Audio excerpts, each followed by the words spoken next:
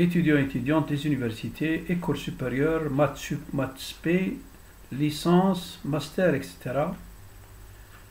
Je vous présente aujourd'hui un exercice concernant la résolution d'un système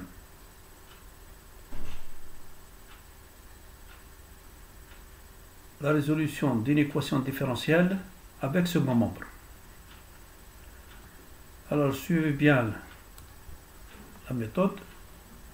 Alors trouvez la solution de l'équation différentielle x seconde t plus 2x' t plus 5xt égale sinus t.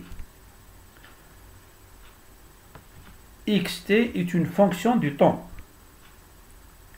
Les conditions initiales: à l'instant t égale 0, x0 égale 1 et x' de 0 égale 2 à l'instant t égale 0.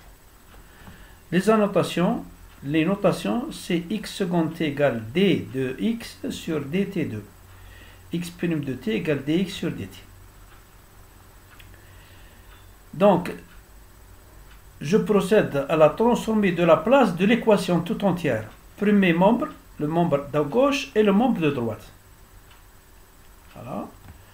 Le membre de gauche et le membre de droite de l'équation. La transformation de la place est linéaire, donc je vais donc faire introduire le symbole de la place. Ça va me donner le transformé de la place de x seconde t plus 2, la transformée de la place de x' t plus 5, la transformée de la place de xt égale la transformée de la place de sinus t. Je me réfère toujours à mon cours. Donc là, la transformée de la place de x seconde t est égale p au carré multiplié grand xp. La transformée de la place de xt égale grand xp. Pour retenir ça, c'est une notation. Hein? Moins p x0, c'est-à-dire x, la fonction x de t à l'instant t égale 0, moins x' de 0, c'est-à-dire, si vous voulez, la dérive première à l'instant t égale 0. Ça me donne p au carré xp moins p moins 2. J'ai remplacé x0 par 1 et x' de 0 par 2, selon les conditions initiales. La transformée de la place de x' t, hein, je dis bien x' t, égale p xp moins x0. Mais x0 est égal à 1 suivant les conditions initiales. Donc, la transformée de la place de x' t égale p xp moins 1.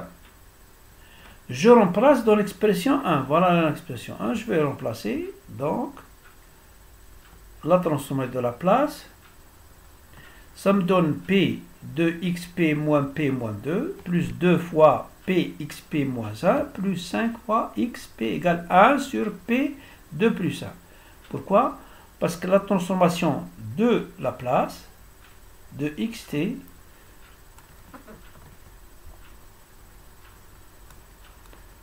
sinus at est égal à a sur p2 plus a2.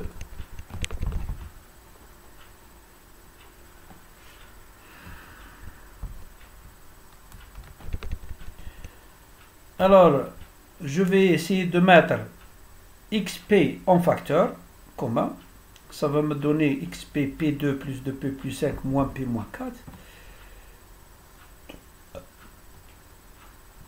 Je vais prendre moins p moins 4, je le transfère vers le second membre.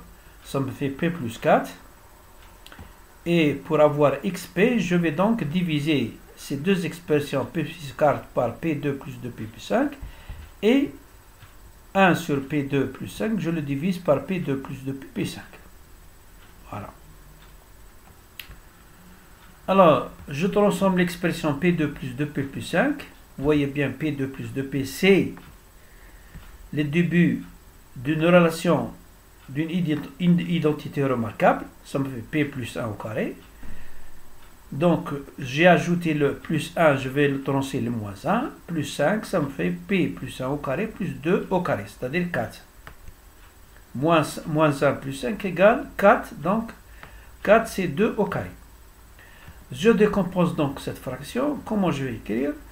Cette fraction-là, ça va me donner en élément simple une autre fraction, P2 plus 1, et une autre fraction, CP plus D, P2 plus 2P plus 5. Alors, pour les mettre en dénominateur commun, je vais multiplier donc le premier élément par P2 plus 2P plus 5 pour avoir le même dénominateur commun. Et ici, je vais multiplier par P2 plus 1. Voilà, c'est ce que j'ai fait.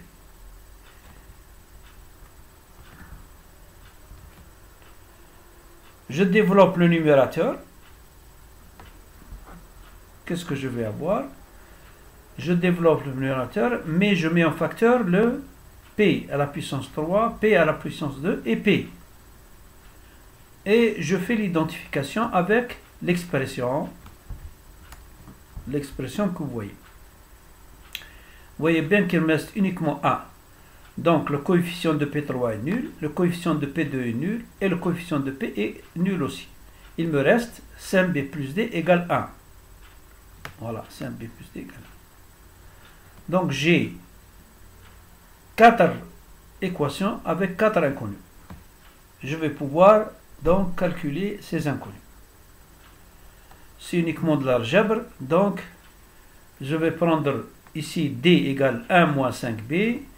Je vais le remplacer donc ici dans 2. Ça me donne 2A moins 4B égale moins 1.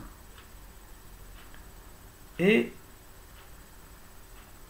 je vais le mettre ici, voilà. 2A moins 4B égale moins 1 et 4A plus 2B égale 0. Pourquoi 5A plus 2B moins A égale 0? Ça veut dire 4A plus 2B égale 0. Je vais pouvoir procéder système d'équations à deux inconnus par élimination. Je vais avoir A égale moins 1 sur 10. Et vous continuez le calcul. B c'est 1,1 sur 5, C égale 1 sur 10 et D égale 0. Je remplace.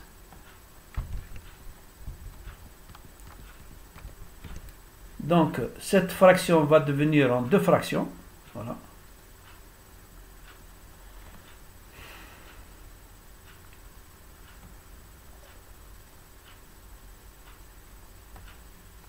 Ça veut dire en deux fractions. Pourquoi?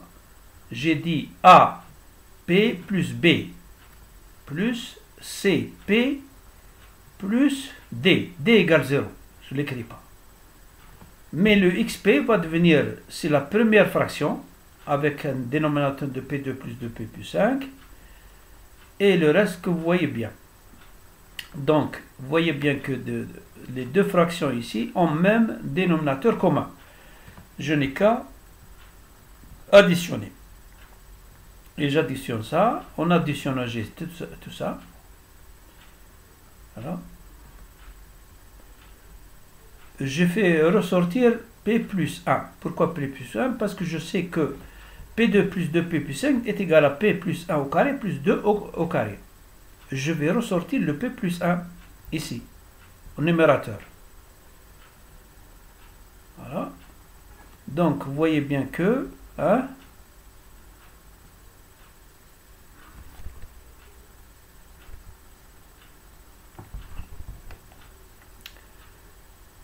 il me reste ça. Il faudrait que je fasse ressortir des formulations des transformés de Fourier usuels afin que je puisse tirer la transformée de Laplace. Ici, donc, j'ai P plus 1 plus P1 au carré plus 2 au carré. Ça va me rappeler exponentielle moins T cosinus, cosinus quoi? Cosinus 2T. Et ici, ça me rappelle le sinus, etc. Donc, vous continuez, continuez. C'est pas la peine de je vous l'explique tout. Alors, le xp va devenir une fraction, une deuxième fraction, troisième fraction et quatrième fraction. Donc le xp s'est transformé en 4 fractions simples. Mais j'ai fait ressortir des formules qui me permettent de calculer la transformation inverse de Laplace. Cette expression, la transformée inverse de Laplace, la voilà. Maintenant, 10. J'ai bien 10. 10 ici.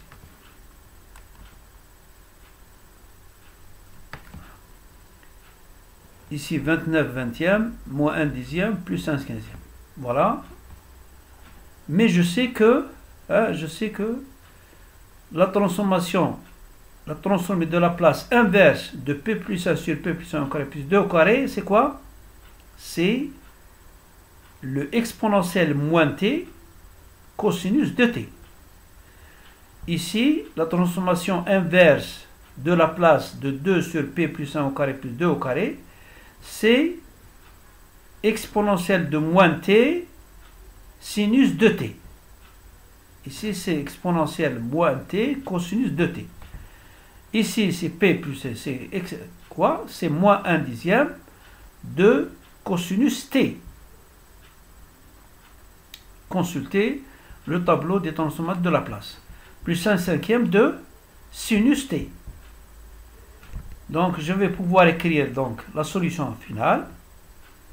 C'est 11 dixième exponentielle de moins t cosinus de t, plus 29 vingtième exponentielle moins t sinus de t, moins 1 dixième de cosinus t, plus 1 cinquième de sinus t.